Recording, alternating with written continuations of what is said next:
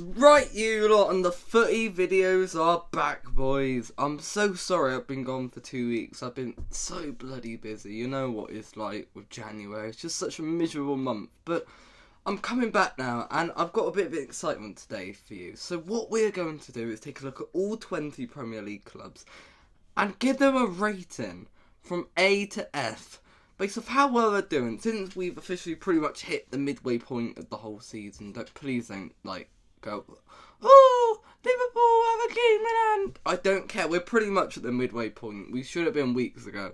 So I'm going to give them a mid-season grade. Arsenal, A. Obviously, Arsenal has to be one of the most miracle-working teams of this season. Going into the season, in my prediction, I said they would get 5th in the league and bottle the top 4. They look like they could win the bloody league. Who would have foresaw that? Who would have foresaw that the signings of two Man City rejects in Alexander Zinchenko and Gabriel Jesus would rejuvenate this Arsenal squad? I mean, it's that combined with Granit Xhaka actually becoming a good player and the great midfield of Partey and Odegaard. They have become Man City's biggest challenger this season. I mean, going into the season, most people thought it would be Liverpool again, or if it wasn't Liverpool, most people said Spurs. Because of Conte, and they got Basuma from Brighton. Why do we think Spurs would do well again? Aston Villa, C. I'm sorry, Aston Villa, but for a club of your size, you should be aiming for a lot higher than mid-table, in my opinion. Steven Gerrard was an absolute disaster and proved to be completely out of his depth, and although the tide is turning with Unai Emery and I expect this grade to be superior, you're still not great, really. I find Aston Villa to be the most overrated squad in the league, and they just sold Danny Ings to West Ham. I know they got unlucky with, of course, Diego Carlos' injury, which was just one of the most unlucky things you've ever seen, and, Kamara's look extremely good for them at parts, but their attackers have just been inconsistent, and they've lacked in their defence. My God, Konsa and bloody Mings are useless. Honestly, they're useless. And you might have a World Cup winner between the sticks, but I'm sorry, Aston Villa, he's not staying past the summer. And in Aston Villa's shirt, he doesn't have the heroics that he does for Argentina. Brentford, A.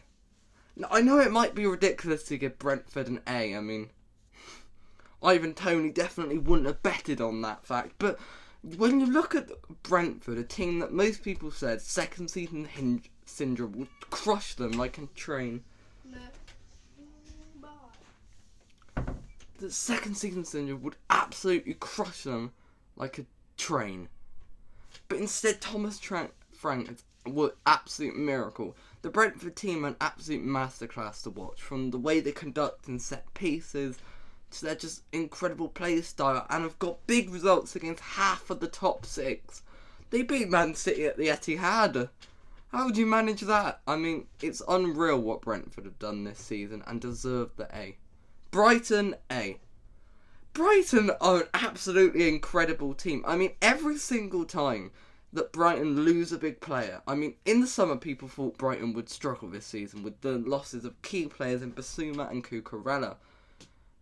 Not only did those two players go on to be massive flops to their new club, but Brighton just brought in better replacements. See, this is the Brighton model. They find these players who no one thinks about, make them into big stars, sells them for overpriced price tags, and then just recycle. We started the season with Trossard as a big net guy. He's gone now, he's at Arsenal. Now it's Matoma and Ferguson, which is a big deal. And I bet you by next January there'll be a whole nother partnership. Yeah, Dennis Undav has been the biggest flop of all time. But I've got to say, De Zerbi has, if anything, enlightened this Brighton side. They've gone from a team that were always good to watch and always did well but struggled to score, to a team that are putting 4 past Everton, 3 past Liverpool. They score, they defend, they're an absolute delight to watch. And I'm scared because literally half an hour they're playing Liverpool in the FA Cup, and I think they're knocking us out. Chelsea. Oh, no. Bournemouth, C. I mean, the big goal for Bournemouth this season was survival, and it started off ropey. I mean, Scott Parker did not give Bournemouth what they needed. I mean, to get defeated 9-0, they conceded like 17 goals in 4 games. But this little holiday with Gary O'Neill brought them on for a pretty decent run, but now they're kind of falling away again, and I think they will get relegated. It's not a D because they could have been worse, but, you know, Bournemouth, they need to survive. It's an A if they survive, it's an F if they go down, that's how it works. Chelsea, D. Oh, Chelsea. Chelsea have been one of the most comical clubs to watch this season. Todd Bowley, I mean, what is he doing? I mean, he prances and dances around and throws money around like he's a bloody Willy Wonka discovering chocolate for the first time. Like, he's a child. He's like if you gave me a football club, I'd just go around buying everybody. I mean, I get what he's doing due to FFP rules, of course, increasing in further years, but it's just so fascinating. Like, they're so just ridiculous to watch. And they've had a really poor season. Raheem Sterling, Cucurella, Koulibaly. Pretty much every signing they have had a flop. Pierre-Emerick Aubameyang is probably one of the worst signings I've ever seen. And the usual striker curse is upon them. Reece James and Chilwell also just can't stay fit if their life depended on it this season, which has not been a good helping factor, has it? But overall, it's just been a frustrating one for Chelsea, and I think they're completely out of the top 4 race, and they'll be lucky to get the Europa League, in my opinion. Nightmare for Chelsea. Crystal Palace, C. Crystal Palace are just such a their club this season. Vieira's Palace are fine. They had a good moment when they thought they were going to win it, the Etihad, only to throw it away to a Haaland hat-trick, and I mean, yeah, Crystal Palace, they're just there. What else can I say? Everton, F. Oh my god, Everton. What a nightmare of a season you've had. Everton could genuinely will get relegated, I feel like. Sean Dyche won't save them. They're too done already. I mean, Frank Lampard started the season alright, but he's proved time and time again that he's just not equipped for this level. I mean, your star player has been Demarai Gray. I think that says it all. I mean, yeah, you got a point in the Merseyside derby. Well done, pat on your back. But you're just pathetic. You also drew against Man City. Again, you're pathetic, though. Everton are a disaster. Fulham, A. Everyone and their nan thought Fulham was going to go straight back down, and that them and Norwich could never be in the same league, which will probably be the case. I don't think Norwich will get promoted. But Fulham under Marcus Hill have been such an exciting team to watch from day one. Mitrovic have proven so many people want, and I've got to talk about Polina. I mean, in midfield, he's incredible. Just running it. Andreas Pereira has been a great signing for them. I mean, it's just worked for Fulham this season, and genuinely, I think they're going to get the Conference League. I've said this before. I think Fulham are going to nick a mad European. Do a Sheffield United. But next season, be careful. Leeds, D. Jesse March has done alright. They won at Anfield, which was quite embarrassing. But overall, you've just lacked a lot of quality. Like, I don't think Leeds will get relegated because I think there's 3 teams worse than them. They've just had a pretty poor season all around. Leicester City, F. Leicester City's season derailed the moment they thought it would be a good idea to not replace Kasper Schmeichel. Insisting with Danny Ward in between the sticks was the biggest mistake that Leicester ever made. I mean, it was a shambolic decision. And, well, James Maddison definitely has had a shining season. Pretty much every other Leicester player has been a flop. Tielemans has been uninspiring this season. Jamie Vardy, I felt bad for the guy, but I think his career's over. Harvey Barnes has not been consistent enough, and Patson Daka, the less said the better. And James Maddison's been injured for a while now, and they just can't score. I mean, we beat them, so that has to say how bad they are. Like, everything about them is just not working. Liverpool F. I mean, for a team like Liverpool to potentially miss out top 4 is unacceptable. We have been appalling. We beat Bournemouth 9-0 and beat Man City, but those results mean nothing. Because we've not had the consistency. We've not had, and it's all down to the midfield. People like to have a pop at, for example, Trent Alexander-Arnold, which I find ridiculous. I think he's actually been one of the better players since the World Cup break.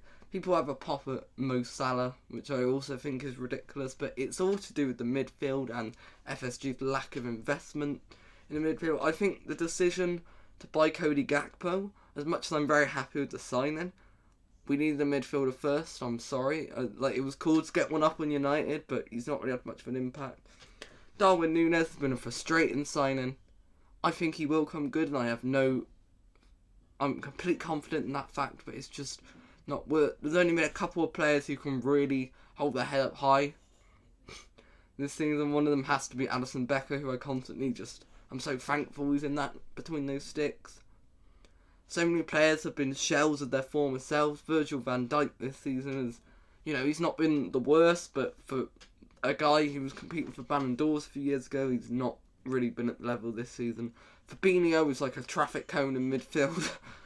Genuinely replace him with me and not a lot changes. Naby Keita, Alex Oxlade-Chamberlain, not good enough anymore. Harvey Elliott, I feel bad for him. He's always exciting when he comes on, but he shouldn't be starting week in, week out. James Milner, it's just pathetic that he started any games this season. Who else have we got? Bloody Curtis Jones. Just sell him, I'm sorry, he's not good enough. He just is. Bloody hell, Curtis Jones. And we've really been derailed as well by injuries. Luis Diaz, who looked our most exciting player, and Jota, who both looked really good when they were here. We were turning a leaf, and then they got injured, and the thing's been derailed. I still believe we have what it takes to get top 4, and I hope we can turn it around in the second half, because surely it can't be worse than the first half. Man City, B. Look, Man City should get an A, really, but for the level Man City have set previous year, some of the results they've had, drawing at Everton, losing, 4 games I think they've lost. They lost to Brentford, they lost to Man United, they lost to Liverpool, and there was another game they lost as well, but I can't remember. Was it Fulham or something? Something like that.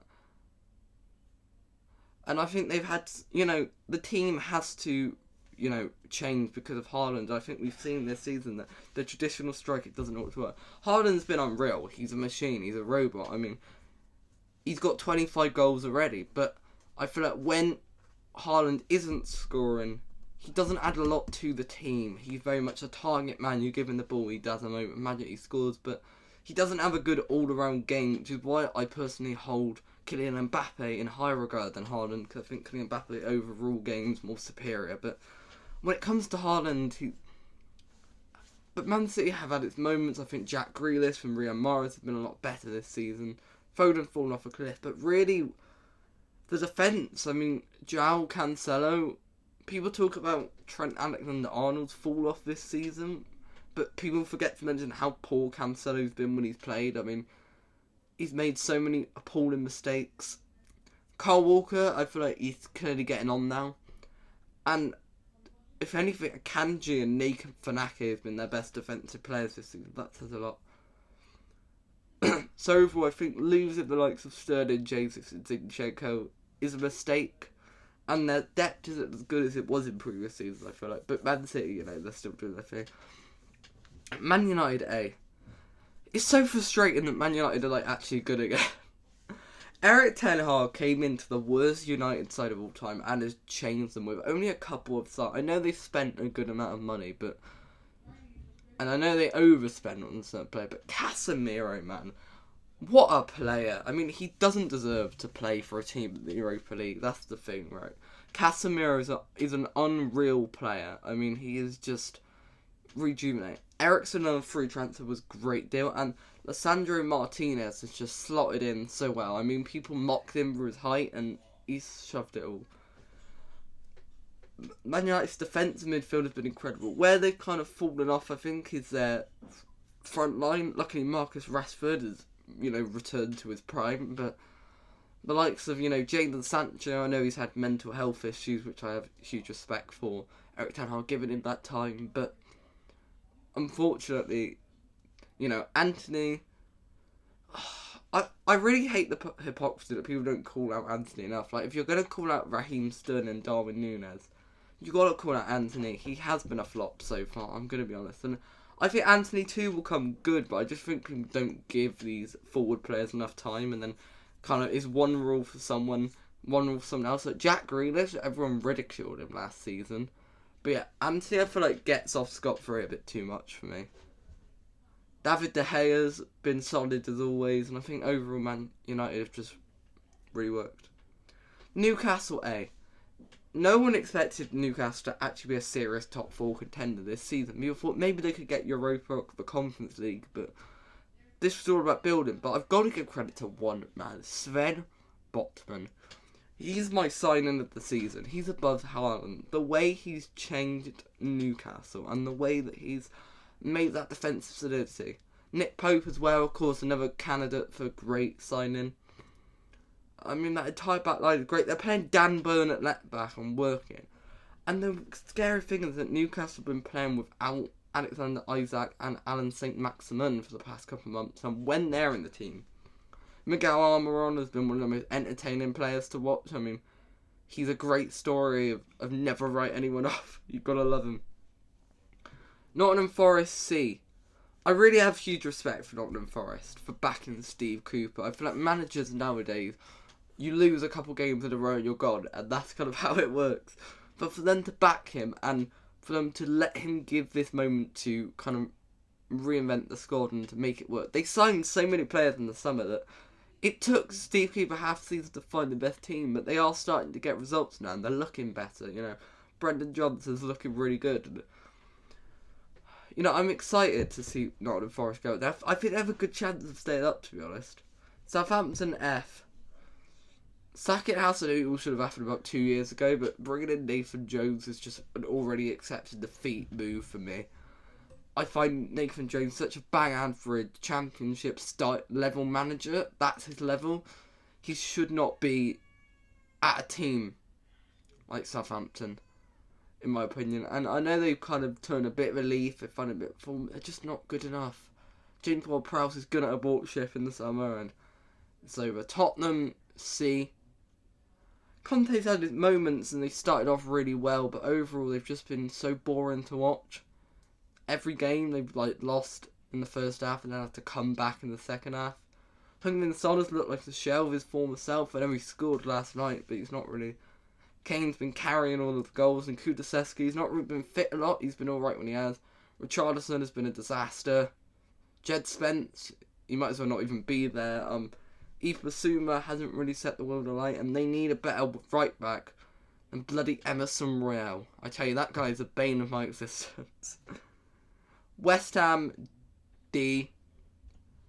I love how quickly people turned on David Moyes, on this miracle worker, to absolutely nothing. I think they do need to give David Moyes time. However, West Ham have been appalling. Jared Bowen proved to be a one-season wonder. And for Declan Rice, I mean, I felt bad for the guy.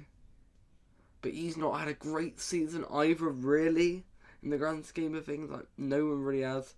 Skamaka hasn't really been given enough chance. Man, they've just signed Danny Ings. I don't really think he's going to save their season. They'll stay up, West Ham, but poor season for them. Wolves C. I really like Lopetegui as a manager. I think he's really changed them. And I think Bruno Lage was so boring to watch. I mean, we all know my rant about Wolves, but I think they look better under Lopetegui and could get a mid-table finish, which would be a decent for them. So that is my rating of every single Premier League team season. If you disagree and you think Chelsea are deserving of an A-tier season, or you think Man United or Brighton have had the worst season, please argue in the comments. Yeah.